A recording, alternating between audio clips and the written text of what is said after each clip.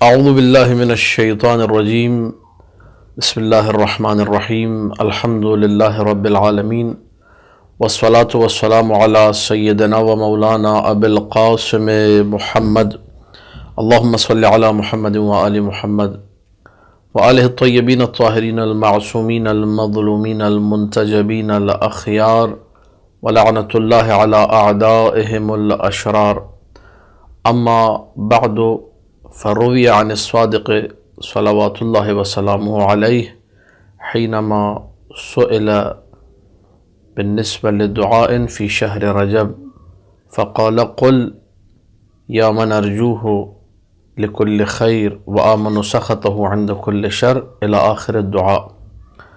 عزیزان محترم، بہت سارے مؤمنین کی یہ خواہش تھی کہ دعائے ماہ رجب کا ترجمہ سلیس زبان میں، عام فہم زبان میں کیا جائے اور اس کا ایک ویڈیو کلپ بنا کر عموم تک لوگوں تک پہنچایا جائے تاکہ سب اس سے عمومی طور پہ استفادہ کر سکیں۔ تو بہرحال یہ دعائے ماہ رجب جو ہے شرح اور تفصیل اگر اس کی بیان کی جائے تو کئی مجالس بھی اس پر پڑھی جا سکتی ہیں سکون کے ساتھ، میٹر بہت زیادہ ہے، لیکن بہرحال کلپ کی حد تک اور چند دقیقوں کی حد تک آپ کے سامنے کچھ معروضات میں پیش کروں گا۔ انتہائی توجہ کی گزارش ہے۔ یہ وہ دعا ہے کہ جس دعا کو محمد ابن زکوان نامی شخص نے امام جعفر صادق علیہ السلام سے طلب کیا تھا۔ محمد ابن زکوان کوئی چھوٹا بندہ نہیں ہے۔ دعا کی اہمیت کو سمجھنے کے لیے ان جملوں کو ذہن میں رکھنا بہت ضروری ہے۔ محمد ابن زکوان وہ شخص ہے جو اپنے زمانے میں سجاد کے نام سے جانا جاتا تھا۔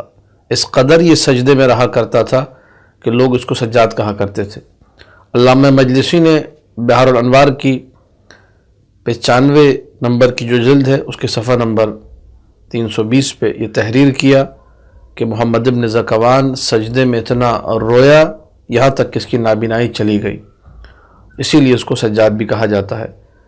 سید ابن طاؤس نے اپنی کتاب اقبال الاعمال میں بھی اسی محمد ابن زکوان کے حوالے سے، جس کو سجاد کے نام سے جانا جاتا ہے، روایت کو نقل کیا۔ سجاد جیسا بندہ، محمد ابن زکوان جیسا بندہ جس نے سجدے میں رو رو کر اپنی بینائی جو ہے کھو دی، ایسا شخص آ کر امام سے کہہ رہا ہے علمنی دعاء، مولا مجھے کوئی دعا سکھائیے، وہذا شہر رجب، اور یہ مہینہ رجب کا مہینہ ہے۔ یعنی میں یہ ساری باتیں اس لیے کر رہا ہوں کہ ایک دفعہ میں ہوں گناہگار خطاکار بندہ، عام سا بندہ، کج فہمی رکھنے والا بندہ، سوء فہمی رکھنے والا بندہ، وہ بندہ اس کو باتیں شاید جلدی سمجھ میں نہیں آتی، ایک چھوٹے ذہن کا مالک، ایک سطحی سوچ رکھنے والا شخص اگر مجھ جیسا کوئی بندہ جا کر امام سے پوچھے تو مولا ممکن ہے اس کو اس کے ذہن کے مطابق، اس کو اس کے مرتبے کے مطابق کوئی دعا بتائیں جو اس کے لیے فائدہ مند ہو۔ لیکن یہاں سائل جو ہے وہ اتنا بڑا ہے، اتنا جلیل القدر ہے، ایسا سجدہ گزار ہے کہ جو خود عند اللہ ایک مقام رکھتا ہے، ائمہ کے اچھے اصحاب میں سے ہے۔ اس نے جب یہ سوال کیا تو مولا نے یہ دعا تعلیم کی، اور وہ دعا جو ہے جو اس کے بارے میں مولا نے فرمایا کہ جو دعا بتائی جا رہی ہے، اس دعا کو ادعو بہذا الدعاء فی الصباح والمساء، ماہ رجب میں صبح شام پڑھو۔ یہ صبح شام جو مولا نے فرمایا اس میں یہ نہیں ہے کہ ہر نماز کے بعد ہی، نہیں، آپ ویسے ہی علم کے نیچے کھڑے ہوئے یہ دعا پڑھ سکتے ہیں۔ ہم زیارتوں پر آئے، زری پر جا کے زری کو تھام کے یا من ارجوہ لکل خیر، اللہ کی بارگاہ میں انسان راز و نیاز کرتے ہوئے جب دل چاہے اس کا، رات کو سونے سے پہلے ماہ رجب میں باوضو ہو کے انسان سوئے، بستر پر لیٹنے سے پہلے یہ دعا پڑھی۔ صبح اٹھا، اٹھتے ساتھ ہی اس نے جو ہے وضو کیا، پہلے یہ دعا پڑھی، یا من صبح اور شام، صبح دوپہر شام جس وقت پڑھنا چاہیے دعا پڑھ سکتا ہے۔ وفی اعقاب صلواتک، اپنی نمازوں کے بعد، فی النہار و فی اللیل، دن میں ہو یا رات میں، دن والی نمازیں ہو، رات والی نمازیں، ہر نماز کے بعد اس کو پڑھو۔ اور نماز شب میں بھی انسان 2 رکعت نماز پڑھتے اس کے بعد پڑھے، نماز شب کے قنوت میں پڑھے، اپنی نماز کے قنوتوں میں پڑھنا چاہے، جب پڑھنا چاہے اس دعا کو پڑھ سکتا ہے۔ اب ہم لوگ یہ دعا جو ہے شروع کریں گے، اس ساری جو ہے جو اہمیت ہے اس کو بیان کرنے کے بعد، تاکہ ناظرین کے ذہن میں یہ بات آ جائے کہ یہ دعا کوئی معمولی دعا نہیں، ایک بڑے آدمی کو سکھائی گئی ہے اور ہم سب اس دعا سے استفادہ کر سکتے ہیں ماہ رجب میں مسلسل اس کو تکرار کرنے کے ذریعے سے، اور اگر معنی اور مفہوم سے آشنائی ہو جائے تو کیا ہی کہنے۔ آئیے دعا کو سماعت فرماتے ہیں۔ بسم اللہ الرحمن الرحیم، اللہم صل علی محمد وآل محمد، یا من ارجوه لكل خیر وآمنوا سخطه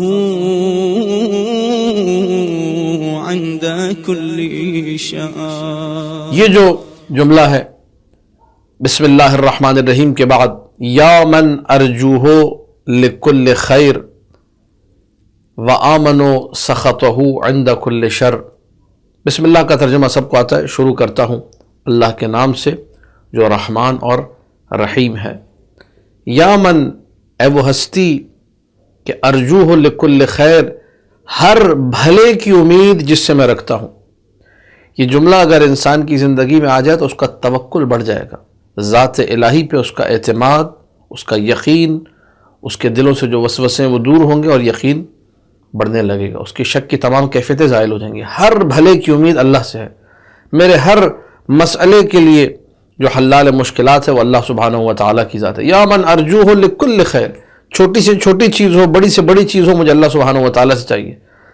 ہم لوگ ماہ رجب میں اگر یہ دعا کریں یا من ارجوہ لکل خیر، ہے وہ ذات جس سے میں ہر خیر کی، ہر بھلے کی امید رکھتا ہوں، لیکن عملی میدان میں اور پریکٹیکلی جب ہم لوگ ہر بھلے کی امید اپنے آس پڑوس کے لوگوں سے رکھتے ہیں، خدا دور دور تک ہمارے ذہنوں میں نہیں ہوتا، تو یہ ایک بہت بڑا مسئلہ ہے، جو روحانی مسئلہ ہے، جو روحانی بیماری کاؤنٹ ہوتی ہے چیز، کہ انسان لوگوں سے تو امید رکھے لیکن جس ذات سے اپنی ساری امیدوں کو وابستہ کرنا چاہیے اس سے امید نہ رکھے۔ یا من ارجوہ لکل خیر، اے وہ ذات جس سے میں ہر خیر کی امید رکھتا ہوں۔ اور اس سے جڑا ہوا جملہ وآمنوا سخطہ عند کل شر، اور جس کے غضب کی وجہ سے میں بچ جاتا ہوں، محفوظ رہتا ہوں ہر شر سے۔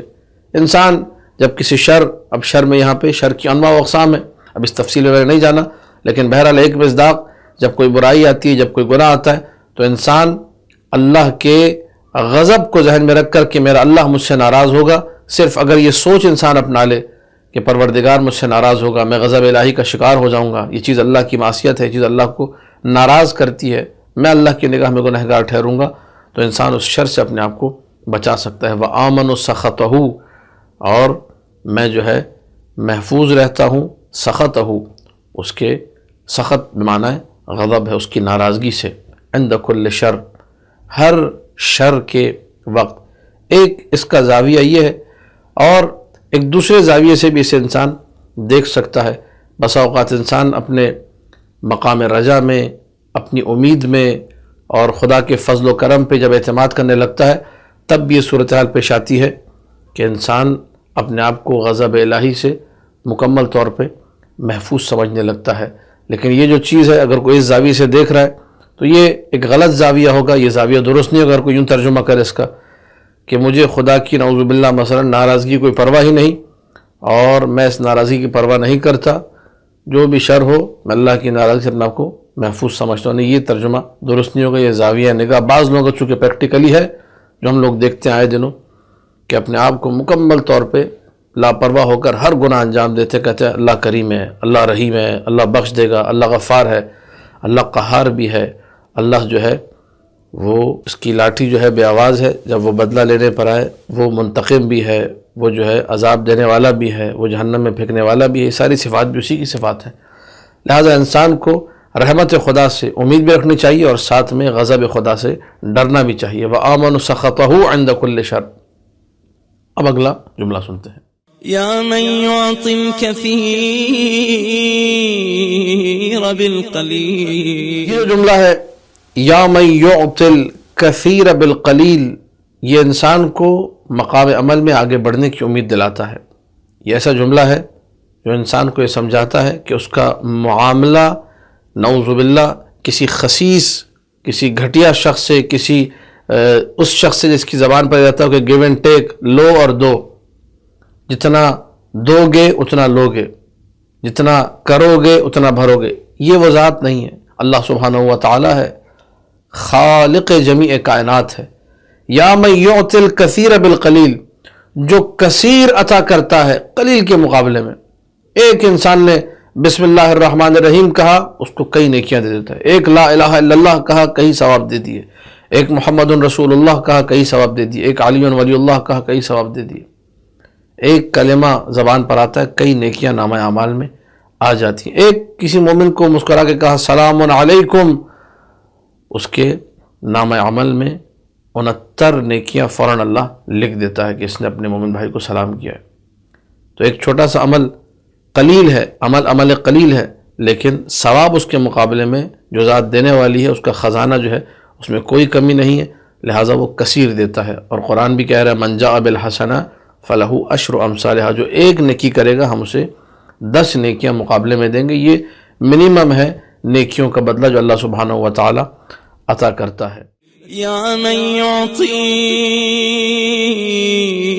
من سألہ، یا من یعطی من لم یسألہ ومن لم یعرف تحننا منہ ورحمہ۔ یا من یعطی من سألہ ویا من یعطی من لم یسألہ ومن لم یعرفہ تحننا منہ ورحمہ، یہ وہ جملے ہیں، دو متصل جملے جو مزید انسان کو اللہ کی رحمانیت، اللہ کے کرم پر اس کا بھروسہ بڑھاتے ہیں۔ یا من یعطی من سألہ، اے وہ ذات جو عطا کرتی ہے، جو دیتی ہے اسے جو اس سے مانگتا ہے۔ میں اور آپ ماہ رمضان میں، ماہ شعبان میں، ماہ رجب میں، جو تینوں مہینے ہمارے سامنے ابھی آ رہے ہیں، رجب، شعبان اور رمضان، ان تمام کے تمام مہینوں میں دعائیں مانگتے ہیں اللہ سبحانہ و تعالیٰ سے۔ اللہ مانگنے والوں کو عطا کرتا ہے، جو مانگے گا اللہ اسے دے گا۔ لیکن اس سے زیادہ جو مرحلہ ہے بڑا وہ یہ کہ یا من یعطی من لم یسألہ، اے وہ ہستی جو اسے بھی دیتی ہے جو کہ نہ مانگے۔ کوئی نہ بھی مانگے، اللہ کو بھلا بیٹھا ہو، نہ مانگے، اللہ اسے بھی عطا کرتا ہے۔ وَمَن لَمْ يَعْرِفْهُ، اللہ اسے بھی دیتا ہے جو اللہ کو جانتا ہی نہیں، کبھی زبان پہ لا الہ الا اللہ کہا ہی نہیں، کبھی اللہ کو سجدہ کیا ہی نہیں، کبھی اللہ کی طرف رخ کیا ہی نہیں۔ وَمَن لَمْ يَعْرِفْهُ، کیوں؟ تحننا منہ، وہ مہربان ہے، اس کی رحمت کا تقاضا ہی ہے۔ اب جب یہ جملے کہے بارگاہ الہی میں، اس ہستی کا یہ تعارف کرایا، ایسا عظیم تعارف کرایا جو کم کے مقابلے میں زیادہ دیتی ہے، جو مانگے اسے بھی دیتی ہے، جو نہ مانگے اسے بھی دیتی ہے، جو نہ جانتا ہو اسے بھی دے دیتی ہے، جان پہچان ہی نہیں، کوئی اللہ سے کوئی واسطہ ہی نہیں ہے، دور تک کا تو کوئی تعلق نہیں، اللہ اسے بھی نہ واسطہ ہے۔ اعطنی، اب یہ دعا کا وہ جس سے کہا جائے ٹرننگ پوائنٹ، اگر آپ کہنا چاہیں کہ جس پہ انسان کو اب پوری اپنی دلجوئی کے ساتھ ان جملوں پہ اپنے ہاتھوں کو بلند کر کے اپنے رب سے یہ طلب کرنا ہے، مجھے کیا چاہیے؟ اعطنی بمسألتی ایاک جمیع خیر الدنیا وجمیع خیر الآخرہ۔ اعطنی بمسألتی ایاک جمیع خیر الدنیا وخیر الآخرہ۔ یا من ارجوہ لکل خیر کے بعد جس سے مجھے ساری خیر کی امید ہے، مانگ کیا رہا ہوں میں؟ اعطنی بمسألتی ایاک، بار اللہ میں بھی مانگ رہا ہوں۔ یا من یعطی من سألہ میں ہوں، میں من لم یسألہ میں نہیں ہوں، میں ان لوگوں میں نہیں جو نہیں مانگتے، میں ان لوگوں میں نہیں ہوں جو نہیں جانتے، میں ان لوگوں میں ہوں جو مانگنے والے ہیں، یعنی اللہ کو جانتے بھی ہیں تبھی مانگ رہے ہیں۔ اعطنی، بار اللہ مجھے عطا کر دے، کیا عطا کر دے؟ بمسألتی، میں مانگ رہا ہوں، میرے مانگنے کی وجہ سے عطا کر دے۔ تو نہ مانگنے والوں کو بھی عطا کرتا ہے، نہ جاننے والوں کو بھی عطا کرتا ہے، لیکن مجھے میرے مانگنے کے سبب عطا کر۔ ان جملوں کی اہمیت کو سمجھیے گا، کیا عطا کر دے؟ جمیع خیر الدنیا، دنیا کا سارا خیر، دنیا کی ساری بھلائیاں اور آخرت کی ساری بھلائیاں۔ دعا مانگنی، انسان ایسی جامع دعا مانگے، مجھے سب چاہیے۔ یہ کسی امیر کا خزانہ نہیں ہے کہ انسان کہے کہ یار یہاں زیادہ مانگ لیا تو کہیں ناراض نہ ہو جائے کہ سب مجھے سے لینا ہے کیا؟ نہیں، ساری کائنات بھی مانگو، کوئی جو ہے ذرہ برابر اس کی جو ہے دین میں فرق نہیں پڑے گا، وہ عطا کرتا رہے گا۔ تم مانگ مانگ کے شاید تھک جاؤ لیکن وہ دے دے کر نہیں تھکے گا، وہ ایسی عظیم ہستی کا مالک ہے۔ اعطنی بمسألت ایاک جمیع خیر دنیا و جمیع خیر الآخرہ۔ اب یہاں پہ چونکہ ایک جملہ ذہن میں آ گیا ہے تو سنتے جائیے. ماہ رجب بھی ہے اور اسی میں ذکر وفات ابو طالب سلام اللہ علیہ بھی ہے. اور دعائے ماہ رجب کا پہلا جملہ یا من ارجوہ لکل خیر، اور یہ چوتھا یا پانچواں جملہ اعطنی بمسألۃ ایاک جمیع خیر الدنیا و جمیع خیر الاخرہ، اے وہ ذات جس سے میں ہر بھلے کی امید رکھتا ہوں. اب ابن ابی الحدید معتزلی جو جملہ لکھا ہے اپنی کتاب شرح نہج البلاغہ میں، اگر آپ اس کو دیکھیں گے تو عجیب و غریب جملہ ہے. اللہ کے رسول سے پوچھا گیا یا رسول اللہ ماذا ترجو لعمک ابی طالب، آپ اپنے چچا ابی طالب کے لیے کیا امید رکھتے ہیں؟ یاد رکھیے گا یا من ارجوہ لکل خیر کو ذہن میں رکھیے گا، اے وہ اللہ کہ جس سے میں ہر بھلے کی امید رکھتا ہوں. اور دعا کیا مانگی جا رہی ہے؟ اعطنی بمسألۃ ایاک جمیع خیر دنیا و جمیع خیر الاخرہ. یا رسول اللہ ماذا ترجو لعمک ابی طالب، آپ اپنے چچا ابی طالب کے لیے آپ کی کیا امیدیں ہیں، کیا چاہتے ہیں اپنے چچا ابو طالب کے لیے؟ تو اللہ کے رسول نے کہا ارجو لہ کل خیر، کہا کہ میں ابو طالب کے لیے ہر خیر کو مانگتا ہوں. جس کے لیے ہر خیر کا طلبگار بارگاہ الہی میں رسول بنے اسے ابو طالب کہتے ہیں. ہر خیر کو طلب کیا ہے ابو طالب کے لیے، تو وہ لا خیرے ہے، وہ بدماش ہے، وہ خبیث النفس لوگ ہیں جو شان ابو طالب میں گستاخی کرتے ہیں اور ابو طالب کو جو ہے شر کے ذرہ برابر بھی قریب سمجھتے ہیں. وہ خود عین شر ہیں جو ایسی سوچ رکھتے ہیں. ابو طالب کی ہستی وہ ہستی ہے جس کے بارے میں رسول نے یہ کہا کہ ارجو لہ کل خیر، میں ہر خیر کی امید ابو طالب کے لیے رکھتا ہوں. ہر خیر کی تمنا رسول نے کی ہے ابو طالب کے لیے. اب میں نے دعا مانگی اعطنی بمسألۃ ایاک جمیع خیر الدنیا و جمیع خیر الاخرہ. واصرف عني بمسألتي إياك جميع شر الدنيا وشر الآخرة. واصرف عنی، اب یہ دوسرا دعا کا ٹکڑا ہے. ایک چیز کو مانگ لیا اپنے لیے، ہر خیر کو مانگ لیا، ہر بھلے کو مانگ لیا، ہر اچھائی کو مانگ لیا، اور کچھ چیزوں کو اپنی ذات سے دور کرنا. واصرف عنی بار اللہ مجھ سے دور کر دے، مجھ سے پھیر دے، دور کر دے، میرے قریب نہ آنے دینا. کس کو؟ جمیع شر الدنیا و شر الاخرہ، اس دنیا کا جتنا شر ہے اس کو بھی مجھ سے دور کر دے، اور آخرت کا جو شر ہے، آخرت کا جو عذاب ہے، آخرت کی جو ہولناکیاں ہیں، آخرت کی جو ایسی چیزیں جو کہ مرد مومن کے لیے باعث شرمندگی اور باعث اذیت ہے، ان سب کو مکمل طور پہ مجھ سے دور کر دے. واصرف عنی بمسألۃ ایاک جمیع شر الدنیا و شر الاخرہ. فإنه غير منقوص ما أعطيت. فإنه غیر منقوص ما اعطیت، وہ جو تو عطا کرتا ہے اس میں کوئی کمی نہیں ہوتی. اب اس کو دو طریقوں سے علماء نے ترجمہ کیا ہے. جو تو نے دیا ہے اس میں برکت نہیں رہتی، کبھی کمی نہیں ہوتی، اور ایک ہے کہ جب تو عطا کرتا ہے تیرے خزانے میں کوئی کمی واقع نہیں ہوتی. تیری رحمت کا خزانہ اتنا وسیع و عریض ہے، اس میں کمی کا تصور ہی نہیں ہے. بالکل ایسے ہی ہے کہ اگر آپ سمندر سے ایک مشکیزہ یا ایک جو نا چلو بھر کے پانی نکال دے تو کوئی بھی نہیں کہے گا کہ سمندر میں کمی ہوئی ہے. تو اللہ کے خزانے سے بھی اگر کوئی چلو بھر کے پانی ہمیں دے دی جائے تو یہ نہیں کہا جائے گا کہ جی اللہ کے خزانے میں کمی واقع ہو گئی. واصرف عنی بمسألۃ ایاک جمیع شر الدنیا و شر الاخرہ فإنہ غیر منقوص ما اعطیت. وزدني من فضلك يا كريم. وزدنی من فضلک یا کریم، بار الہ اپنے فضل سے، اے کریم اپنے فضل سے اس میں بڑھوتی کر، اس میں اضافہ کر. یہاں پر جب دعا پہنچی فمد یدہ الیسریٰ، امام نے اپنے الٹے ہاتھ کو بڑھایا، وقبض لحیتہ، اور اپنی داڑھی کو پکڑا. یہ داڑھی کو پکڑنے کا عمل روایات میں موجود ہے، اور امام جعفر صادق سلام اللہ علیہ نے محمد ابن زکوان السجاد کے سامنے اس عمل کو انجام دیا.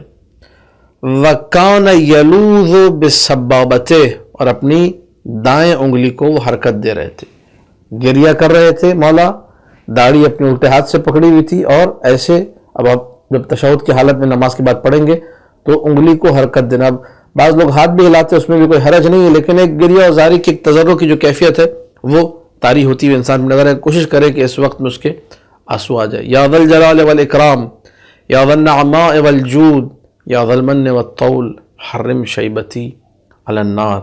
اے صاحب جلال اور صاحب اکرام. اب چونکہ عقائد کی بحث بھی یہاں سے شروع ہو جاتی ہے، میں سمجھانا نہیں چاہتا، آسان سا ترجمہ: اے وہ اللہ جو ہر عیب سے پاک ہے، اور اے وہ اللہ جو ہر اچھی صفت کا مالک ہے. یا ذا الجلال والاکرام، یا ذا النعماء والجود، اے نعمتوں کو دینے والے اللہ، اے جود و سخا کرنے والے اللہ. یا ذا المن والطول، اے احسان کرنے والے، اے صاحب احسان، اے صاحب کرم، اے صاحب بخشش. یہ سارے کے سارے جملے. اس کے بعد آخری جو چیز اس دعا میں مانگنی ہے: حرم شیبتی علی النار، میری اس جو ہے محاسن، یہ جو میری داڑھی ہے، یہ جو میرا محاسن ہے، جو میرا چہرہ ہے، اس پر جہنم کی آگ کو حرام کر دے. یہ دعا مانگنی ہے، لیکن جس طرح مولا نے مانگی، راوی یہ کہتا ہے کہ امتلأ ظہر کفہ دموعا، مولا نے اتنا گریہ کیا جملے کہتے ہوئے کہ مولا کی جو ہتھیلی کا پچھلا حصہ تھا، اس سے آنسو بہہ بہہ کے ٹپک رہے تھے، پورا حصہ آنسوؤں سے بھر گیا تھا. یہ دعا ہے، اور مومنین سے گزارش ہے کہ جتنا ہو سکے صبح و شام اس دعا کو پڑھیں، نمازوں کے بعد اس دعا کو پڑھیں، اور کوشش یہ کریں کہ اس پیغام کو جتنا ہو سکے آگے لوگوں تک پہنچائیں. اور ہمارے لیے بھی دعا کیجئے کہ ہم بھی انشاءاللہ ماہ رجب میں کثرت سے اس دعا کا ورد کرتے رہیں. وما علینا الا البلاغ المبین.